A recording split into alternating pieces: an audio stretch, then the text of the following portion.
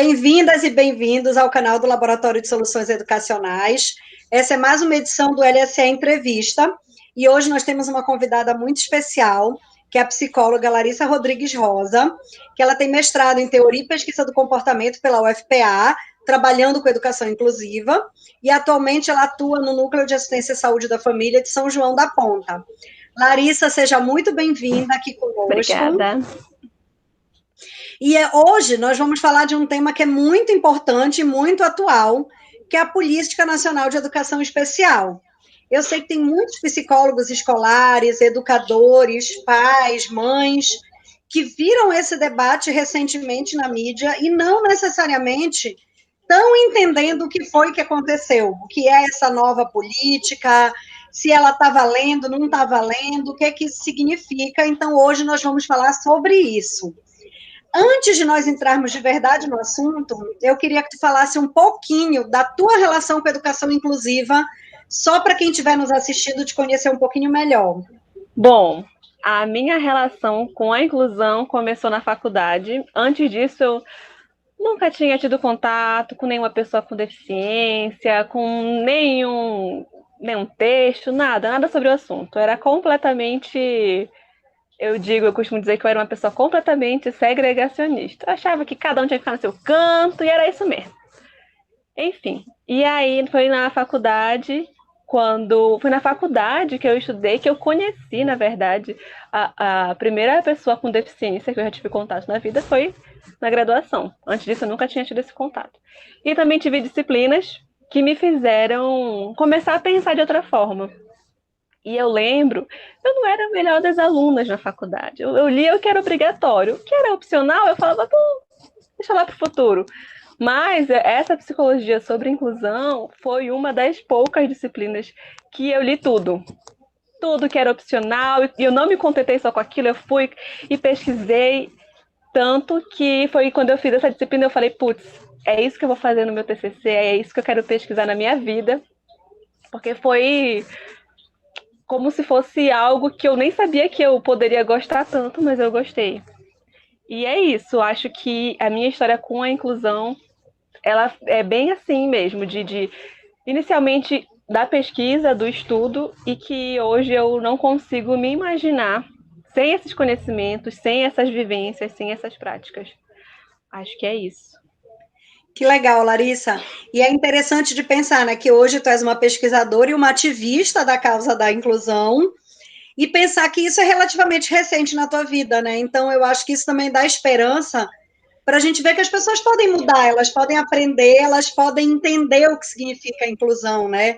É uma coisa que eu sempre falo, que ninguém nasce desconstruído, né? Às vezes a gente precisa entrar em contato com certas temáticas para compreender a importância delas, né? E aí, Larissa, já chegando então para a temática de hoje, né? Eu queria que tu explicasse um pouquinho para quem está assistindo também qual a importância de existir uma política nacional de educação especial. Bom, a política nacional de educação, ela é como se eu pensei assim, ela é como se fosse o cérebro da educação. É ali que vai dizer quem vai gerenciar o quê, quem vai fazer o quê, quem vai para onde, quem vai ficar em qual sala e como que vai fazer, quais vão ser os profissionais, o que eles devem fazer, como que deve ser essa atuação. Enfim, ela vai direcionar tudo. Ela é o centro de organização, de processamento, de gerenciamento de tudo. Ela que vai dizer todas essas diretrizes, assim. Elas estão todas ali na política. E então, uma política bem feita, ela realmente é capaz de fazer com que as pessoas que trabalham na escola, os professores, os gestores, enfim, todo mundo consiga saber exatamente o que eu preciso fazer para alcançar aquele resultado, para conseguir realmente vivenciar aquilo que está dizendo lá, aquelas propostas, as metas, aí eu vou lá ver direitinho, então tá, então meu papel é esse, o teu é desse. Então, a importância da política nacional, ela é bem essa, ela é de dar diretrizes, olha, vamos fazer assim, aqui no Brasil, a educação especial acontece da seguinte forma, vai ter essa escola, vai ter essa sala aqui, vai ter não sei o quê, enfim, é essencial, né? É como se fosse um norteador das práticas todas que vão existir direcionadas ao público da educação especial, né, pelo que tu estás falando, né? E é interessante de ver, então, que agora, em setembro de 2020, saiu um decreto do governo federal que instituía uma nova Política Nacional de Educação Especial, que foi intitulada de Equitativa, Inclusiva e com Aprendizado ao Longo da Vida. O que é que essa política traz de novo em relação à política anterior?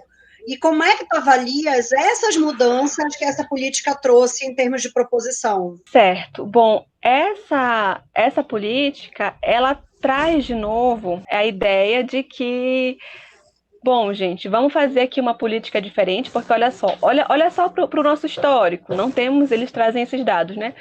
Nós temos alunos, público-alvo da educação especial na rede regular, mas a gente tem muito caso de segregação, de exclusão ainda, aquela pessoa não está realmente incluída, etc. Então, não é assim que está escrito, né? Mas enfim, gosto de falar assim mais informal para a gente entender mais fácil. Então é como se ele dissesse assim: então, gente, não está dando certo assim. E se as pessoas pudessem escolher o melhor lugar para colocar o seu filho para estudar? Será que não ia ser melhor? Será que a família não tem esse direito de escolher a melhor escola para o seu filho estudar? E basicamente, a principal diferença que tem é essa. Porque até então a gente via a educação especial como um complemento, né? A educação especial não é vilã da inclusão. Ela não é como se fosse, nossa, a educação especial é horrível, a gente não precisa disso, vamos superar, vamos fazer inclusão total, etc. Não é bem assim. A educação especial, ela é aquele suporte. Ela precisa trabalhar junto, o atendimento especializado precisa estar ali existindo para que a gente consiga ter inclusão. Então, a gente precisa dos dois juntos. Mas, nessa nova política, eles já falam da seguinte forma: olha, gente, a inclusão não está dando certo. Vamos colocar a educação especial como se fossem coisas diferentes, não complementares, como se fossem alternativas. Então, ou eu vou para uma escola inclusiva, ou eu vou para uma escola especial, né? E esse é um grande retrocesso. É por isso que muito tem se falado de retrocesso, e tem gente que às vezes não concorda. Mas era de fato um grande retrocesso, porque a gente já sabe que segregar não é a melhor resposta. Não faz sentido eu querer que aquela criança com deficiência ou transtorno global do desenvolvimento, ou enfim, ela passe a sua vida toda escolar estudando numa escola especializada. Mas e aí? Ela vai trabalhar num emprego especializado? Ela vai estar numa casa, numa comunidade? E aí? Ela não vai ter que, em algum momento, estar participando da sociedade como um todo, ou ela vai ser eternamente segregada? Como é que vai ser isso? Então não faz sentido eu esperar que em algum momento essa criança aprenda, ou que a gente também, porque não é só a criança que tem que aprender, a gente precisa aprender a interagir com aquela pessoa que é diferente de mim. Né? Então não faz sentido isso. E é exatamente essa é uma das propostas dessa nova política, de que se eu colocar a criança na escola especializada, que vai ser mais preparada para recebê-la, que vai ser melhor adequada, então ela vai conseguir, em algum momento, se incluir. Ela vai se auto-incluir sozinha ali, sem ajuda de ninguém. Isso não acontece. Não é assim que funciona. Outra coisa que me incomoda muito ao ler a política é quando eles falam sobre os alunos que não se beneficiam. Eles falam assim: essa possibilidade da escola especializada é para os alunos que não se beneficiam. Os alunos que não se beneficiam. Mas aí eu me questiono: mas quem não se beneficia? Mas por que não está se beneficiando? Né? E geralmente não está se beneficiando a escola é porque a escola não está adequada ainda. Não está de verdade acessível em todos aqueles níveis ali que a Lei Brasileira de Inclusão fala. Não está de verdade acessível. Né? Então, será que não faria mais sentido que a gente fizesse uma política de educação especial que tentasse colocar essa acessibilidade em prática primeiro? Mas uma outra crítica que eu tenho também a essa política é que todas as vezes que eles falam sobre a escola inclusiva, é só assim: a escola inclusiva, e consegue o texto. Mas quando eles vão citar a escola especializada ou a sala especializada, eles mencionam sala especializada que vai ter a acessibilidade física e não sei o que, não sei o que lá, não sei o que lá.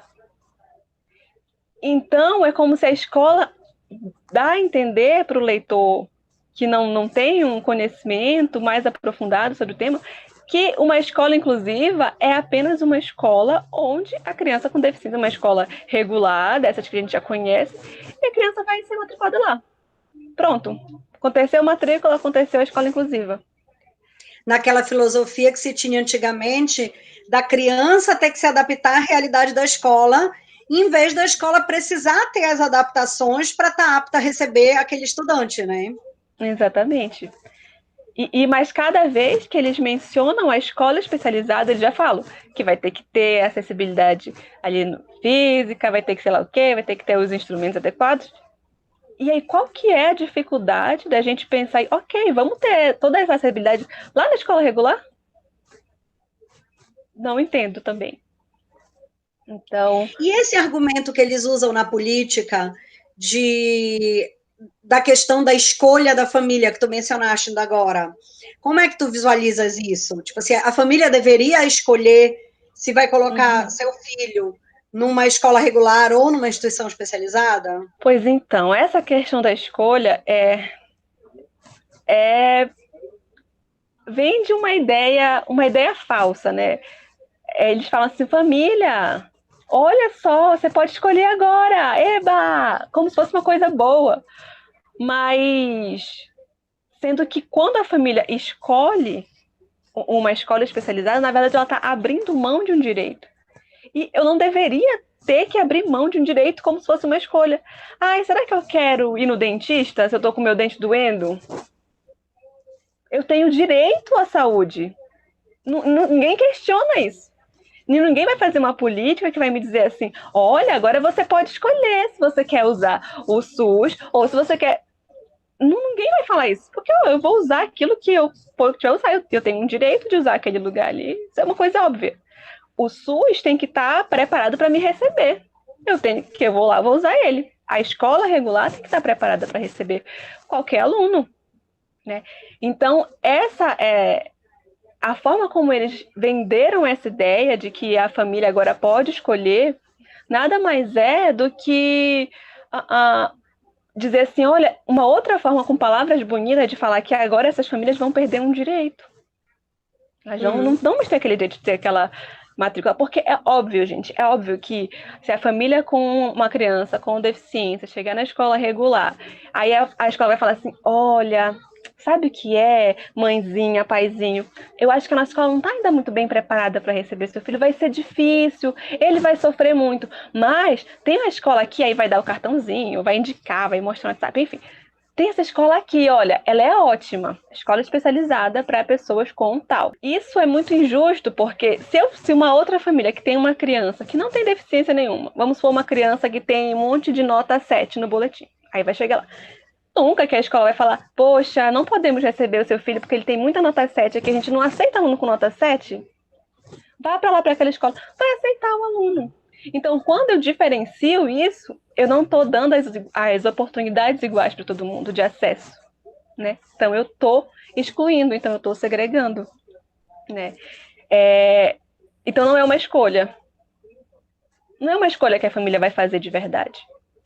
Por quê? Porque as escolas regulares vão pensar, muito provavelmente, não vão se adaptar. Porque vai ter a opção, não, aqui que a gente não aceita não, mas ali tá tudo adaptado, ali tá certo. Porque, inclusive, na política fala que a escola especializada vai estar toda adaptada, vai ter todos os profissionais que necessários, etc e tal. Mas a escola inclusiva é só a escola inclusiva. Que a gente não deixa escrever o direito, que exatamente vai ser isso, né? Então, não é uma escolha. Não é uma escolha.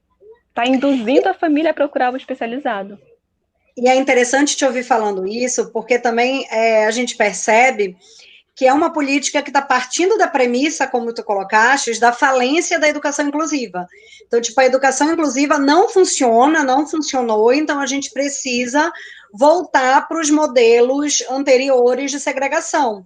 E aí aqui eu te pergunto, tu achas que o modelo de educação inclusiva faliu? Tu achas que ele se mostrou ineficaz? Enfim, qual é a tua avaliação do modelo de educação inclusiva pelos teus estudos, enfim? Inclusive uma questão que eu tenho refletido muito esses dias, né, sobre a inclusão no Brasil, né? Porque é muito recorrente realmente esse discurso de que a inclusão fracassou e etc. Mas eu sempre me pergunto, mas será que fracassou? Será que existiu? Será que já tivemos? A gente tem uma escola realmente inclusiva no Brasil? A gente pode citar um exemplo? A gente tem uma escola que seja bilíngue no Brasil, né? No sentido de bilinguismo da Libras? Então, eu acredito que a gente ainda não teve nem a chance de ver se funciona ou não, porque ainda não rolou. Não rolou, não aconteceu, não temos ainda. Porque é muito mais fácil eu colocar a responsabilidade na criança. Dizer, não, aqui não... É porque esse lugar não tá bom para ele ainda, né? Ele tem que aprender tal coisa para poder vir para cá. Enfim. Então, eu sempre quando eu penso sobre esse assunto, eu sempre me questiono sobre isso. Se a gente ainda nem conseguiu fazer a inclusão realmente acontecer, a inclusão, ela, infelizmente, no Brasil, ela ainda está só na legislação, ali nas normas. Está só para lá. E tem até aquele livro da Iniceia Mendes, Inclusão Marco Zero, em que ela fala exatamente sobre isso, né? Nós vemos uma inclusão retórica. E olha que o livro é de 2010, né? Então 10 anos já passaram. E a gente continua muito mais na retórica do que na prática, né? E aí, por que isso acontece? Né? É uma pergunta que fica ressoando aqui na minha mente, que ainda não tem uma resposta certa, simples e fácil. A gente consegue pensar em hipóteses, né? Falta de investimento. E aí, por que falta? Por que ninguém investe? Por que o poder público não investe na educação inclusiva?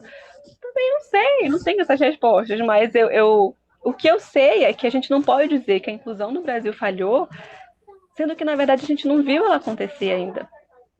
Então... Achei muito interessante essa tua reflexão, e é interessante de pensar, né, que apesar dela nunca ter acontecido de fato, né, como tu estás colocando, e achei interessante também essa perspectiva da inclusão retórica, né, então dela ficar só no discurso mesmo, né, mas e ver que ainda assim a gente tem elementos de evolução, né? Tipo, hoje a gente vê os alunos com deficiência chegando no ensino superior, na pós-graduação. Então, querendo ou não, mesmo com todas essas adversidades, todas essas barreiras, enfim, a gente consegue perceber ganhos, né? Mesmo com toda essa falta de investimento, tá ali, né?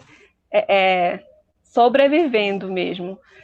E isso é muito louco, né? Porque talvez, se a gente fosse parar para pensar, eu não tenho esse dado, mas é só uma reflexão, sobre a quantidade de pessoas com deficiência no ensino superior, na pós-graduação, no mercado de trabalho. E não só no mercado de trabalho, naquele, sei lá, nível médio, não desmerecendo, mas não apenas nesse. Porque a pessoa com deficiência não tem apenas que estar lá no supermercado. Ela pode estar onde ela quiser. Onde ela quiser. E outro dia eu estava tendo uma aula com a professora que ela é da engenharia da computação, e ela falou que ela teve um aluno na graduação e ele era uma pessoa com deficiência, cadeirante, e ela mencionou para ele que se ele quisesse trabalhar ali, ele ia ter que ser uma pessoa muito, muito melhor que os outros. Porque as pessoas ainda olham para as pessoas com deficiência com aquele olhar de né? Será que é capaz mesmo? Ainda tem aquela dúvida, né? Do capacitismo, né? Enfim, isso foi há uns anos atrás que ela deu essa aula para ele, né? Mas eu fico me perguntando sobre isso, né? Sobre pessoas com deficiência. E elas estão ali tentando ocupar os espaços. Com todas as dificuldades, mas elas estão conseguindo. E eu acho que a gente precisa de mais incentivo, de uma política que realmente garanta as condições que essas pessoas precisam. Então, quando eu paro para olhar para a minha vida e saber que eu estudei educação infantil, fundamental e médio, cursinho, e eu nunca estudei com uma pessoa com deficiência, isso é um dado. Não quer dizer que eu sou o centro do universo, não, imagina, mas é um dado, né? Como é que pode? Eu nunca tenho encontrado, eu nunca tenho interagido. Mas isso é interessante, sabe, Larissa? Tem uma brincadeira que eu gosto de fazer em todas as minhas turmas, que no primeiro dia de aula eu costumo perguntar: quem aqui estudou com alguém com deficiência quando estava na educação básica, né? E é muito interessante, porque a cada ano que passa, mais alunos levantam a mão. E aí você vai vendo, tipo, gradualmente, você vai percebendo que as novas gerações já estão naturalizando ter alguém com deficiência na sua sala de aula. Coisa que em gerações anteriores, isso não era uma coisa Não comum, como você rolava. está colocando. E Não aí a rolava. gente pensa, com essa política, a proposta era de voltar para o que era antes. De novo, eu não ter a pessoa com deficiência na mesma sala de aula que eu, né? Mas tu falaste ainda agora da política usando no passado, e aí eu acho que isso é interessante, seja assim, a proposta era essa. E eu acho que essa é uma pergunta que muito psicólogo escolar, muito educador, muita família está tendo, e afinal de contas, no que deu a nova política nacional de educação especial? Ela está em vigor, não está em vigor, começa a vigorar quando? Aí eu queria que tu falasses um pouquinho dessa situação atual. Pois então, teve inclusive a votação essa semana ou foi semana passada, esses dias agora, e ela não está em vigor, né? Não vai entrar em vigor, ainda bem, nos livramos dessa. Então, eu acho que o que a gente precisa agora, já que a gente está olhando para o futuro, é justamente pensar. A gente costuma, às vezes, muito falar muito no que não tem, no que a gente não quer. Acho que a gente precisa muito conversar, a gente, da psicologia, da educação, família, todo mundo. A gente precisa muito pensar o que a gente quer. Porque outras pessoas também falam que a gente precisava de uma atualização de fato na política, né? Que era de 2008, então ela está um pouco antiga, vamos dar uma revisada, vamos verificar o que está acontecendo. Então, essa aí que foi proposta, que não está em vigor, que não vai entrar em vigor nunca, já era, ainda bem, ela foi uma tentativa de atualizar essa política que realmente precisa ser atualizada, né? Porque a política nacional ela precisa estar coerente com a atualidade, né? E a gente sabe que o mundo de 2008 é diferente do mundo de 2020. Então precisa realmente atualizar.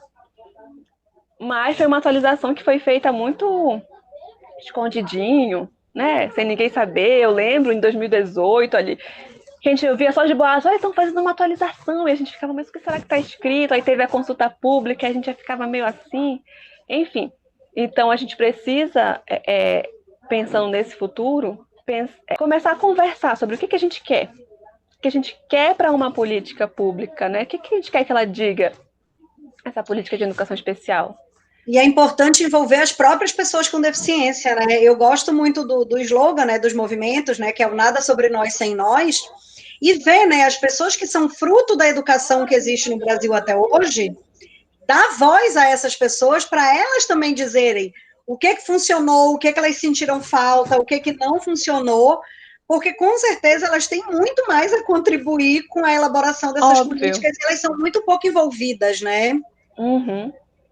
É essencial, né? É essencial que essas pessoas digam, porque elas, todas, provavelmente, estudaram em escolas que não foram inclusivas de verdade. Então a gente pode olhar para e falar, ei, o que faltou? Conta aqui pra gente, bora fazer uma lista, bora anotar, bora pensar junto. Né? Eu acho que é isso que precisa.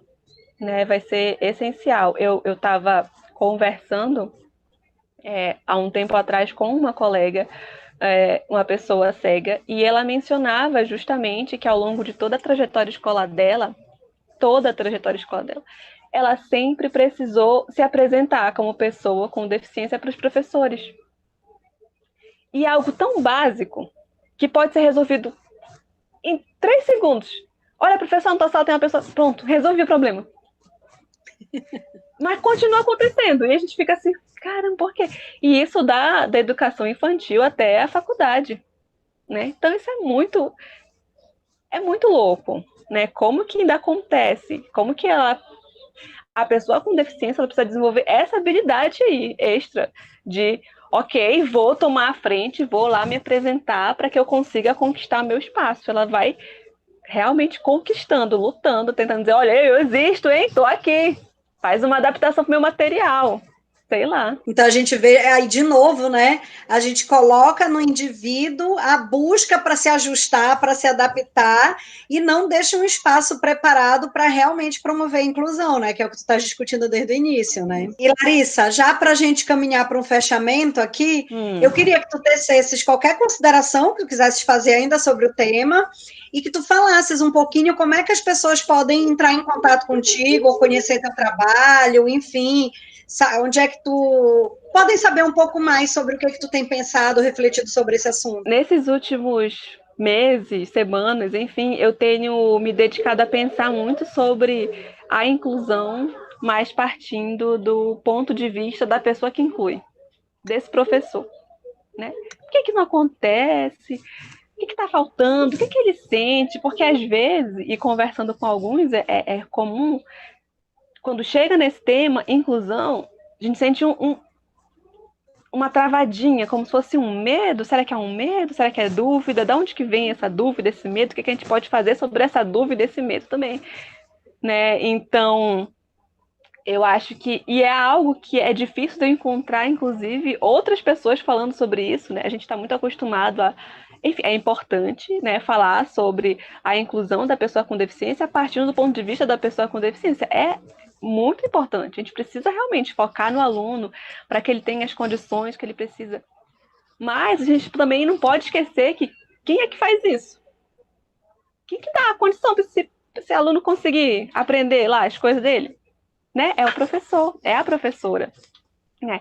E principalmente os professores da educação básica. Então eu tenho pensado bastante sobre esse ponto de vista dessa pessoa. E eu tenho feito um trabalho sobre isso no meu Instagram, se chama @rosalarissa, com 2 R's no início. Que é justamente a minha proposta é criar um espaço para falar com esses professores, para que a gente consiga pensar, ok, o que é isso que tu sentes?